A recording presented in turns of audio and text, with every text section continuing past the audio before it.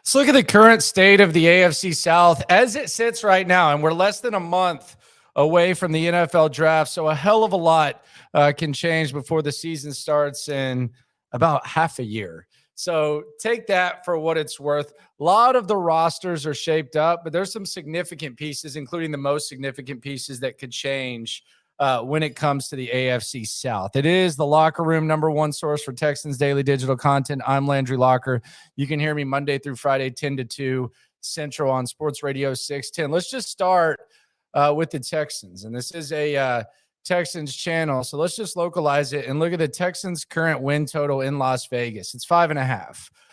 You already have a lot of Texans fans saying, hammer it, bet on that, over 5.5. Let's make the wager. They won 3 games last year. They could have easily won insert how many ever games. They've improved in a lot of places. Over 5.5 wins seems like the way to go. And you factor in the rookie quarterback. A lot of people are going to be excited about that. So over under 5.5 wins is what a lot of people are talking about. A lot of people, of course, because it is a Texans channel, are going to say take the over when it comes to the Texans at 5.5. If I were a betting man, I would take over 5.5 as well.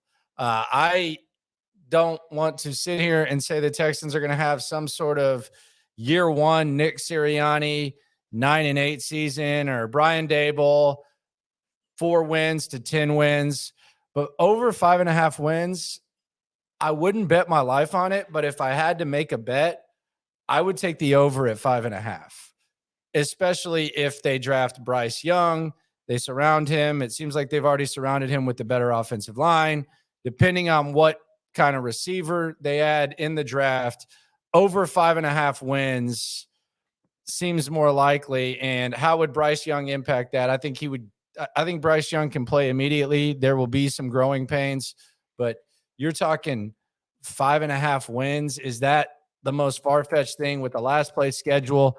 The schedule is really what helps the Texans here, because if you look at their schedule, they're going to be facing 10 teams that had uncertain quarterback situations heading into the year. They're going to have 5 teams with first-time head coaches. They play in perhaps the worst division in the NFL, although the NFC North is trying really hard to be that. And 5.5 wins, over 5.5 wins last year in the NFL. How many teams had less than 6 wins? 1, 2, 3, 4, 5, 6 teams had less than 6 wins. You had Arizona without Kyler Murray. You had the Rams without Matthew Stafford. You had Denver with the Russell Wilson disaster. You had the Texans, and then you had the Colts. So you only had 6 teams win less than 6. So 5.5, if I were betting, I would say I would take the over. The thing that is the most interesting when it comes to the discussion about the AFC South and the state of the AFC South is how high people have suddenly gotten on the Jaguars. And I've been a guy who for the last maybe 2 or 3 years has said, look out for Jacksonville. Jacksonville is going to be a team that could sneak into the playoffs. I said it when I'm not going to toot my own horn, because I said it when they hired Urban Meyer. I said that Urban Meyer could provide a quick fix for the Jags, and we all know how that ended. It was one of the most disastrous. It made the David Culley hiring not look so bad. So I'm not going to toot my own horn on that. I had them getting into the playoffs last year, and although they did get in the playoffs and win the division, I do think we got to at least look at the way in which they did it. And look, last year could be a situation where the Jags build on their playoff win. They build on their momentum. They've turned the corner. Trevor Lawrence finds his groove. Doug Peterson's feeling himself, and Christian Kirk continues to emerge. He becomes one of the top receivers in the league. Evan Ingram continues to do what he did. Travis Etienne only improves his second full healthy year. And last year was the beginning of something special for the Jags. That could very well happen. But even as someone who picked them to get into the playoffs last year, we do got to look at the Jacksonville Jaguars and what their current over-under win total is in Las Vegas, which is 10.5. And we got to take a step back and at least look at how that happened. Last year in the AFC South, there were 3 teams that won over 10.5 games. 3, or not in the AFC South, in the AFC as a whole. Kansas City won 14, Cincinnati won 12, and Buffalo won 13. There were 3 teams in the AFC. There were 6 teams in the entire league: Philadelphia, Minnesota, and San Francisco. Add them to the list.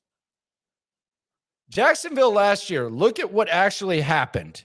Jacksonville was a disaster. Tennessee was running away with the division. And Tennessee, when Ryan Tannehill went down, they fell apart. They fell apart. They had to play 5 games without Ryan Tannehill. Malik Willis looked awful. Josh Dobbs had to make his first career start against Jacksonville, the final game of the year, and it came down to the final game of the season. If Ryan Tannehill doesn't get hurt, Jacksonville doesn't make the playoffs last year, and they don't win the division, and they don't get in that playoff game. So while it is something that they could build on, are we really just ready to sit here and say Jacksonville is a heavy favorite in the AFC South? Are we at that point? Maybe, but 10.5 wins when 3 teams last year in the entire AFC won over 10.5 games. Jacksonville, they don't even win the division last year without Ryan Tannehill going down. I think that's safe to say. I think that's very fair to say. So I've liked Jacksonville the last couple of years. I'm not going to sit here and say that they're the team that's going to flop, but 10.5 wins seems like a little bit of an overreaction for the Jags, just like 5.5 for the Texans seems like kind of an undersell. Now, if you ask me who's going to win the division and I had to pick, I would say the Jacksonville Jaguars, although the arrival of Lamar Jackson and those rumors for the Indianapolis Colts would make things very interesting in the division. Right now, Indianapolis is kind of in no man's land when it comes to the quarterback position, which is really where they've been the last half decade since Andrew Luck retired. Right now, they're sitting at number 4 in the draft, and they're having to look at Anthony Richardson and Will Levis. Is that really something that you want a first-year head coach to have to make work? Furthermore, is that something that Chris Ballard wants to make work? Chris Ballard's job is on the line right now. Frank Reich just got fired. Jim Irsay has been meddling a little bit more. Chris Ballard, they can say everything's good. His job's on the line right now. And I had Kevin Bowen on, who does the morning show out there in Indy. He said basically that Chris Ballard, when he met with Irsay this offseason, basically had to sell himself. It wasn't a job interview, but it was basically him having to sell himself. Do you really, if you're Chris Ballard, and I know there's some Anthony Richardson folks and there's some Will Levis folks, do you really want to put your job on the line for guys that completed 55, 60, 59% of their passes in the SEC, whatever the hell Will Levis and Richardson completed passes? I would say no. Does Shane Steichen want to do that? So you look at these Lamar Jackson rumors. The Indianapolis Colts right now, they're the favorite to land Lamar Jackson. And I saw Zach Kiefer was on the McAfee show, and he talked about don't close the door on the possibility of Lamar Jackson being an Indianapolis Colts. If Indianapolis gets Lamar Jackson, that would give them the best quarterback in the division. Trevor Lawrence can end up being that guy. Hell, it might take a couple of months for him to establish himself. But Lamar Jackson, for the type of player he is, for what he's accomplished, Lamar Jackson in the AFC South next year would be the best quarterback in the division. They would have perhaps the best running back in the division. Now, I don't want to question Derrick Henry and what Derrick Henry can do. He seems like Adrian Peterson 2.0, and you just can't. Every year you say he's going to wear down. He did get banged up a little bit last year. I don't want to completely throw him aside, but a healthy Jonathan Taylor, you can say, or you can at least debate, is the best running back in the division. You put him back there with Lamar Jackson, you're running zone reads with Lamar Jackson and Jonathan Taylor. And then you have Michael Pittman, who could be the best receiver in the division. Christian Kirk right now, he has a case, but it's between Michael Pittman and Christian Kirk with where we sit right now. So the Colts would have the best player at the most important position, probably a top 5 fantasy pick in Jonathan Taylor, who they set out last year for caution. and Michael Pittman. And a coach, by the way, in Shane Steichen, who a lot of people were intrigued by the possibility of him coming here because of the work he did with Jalen Hurts.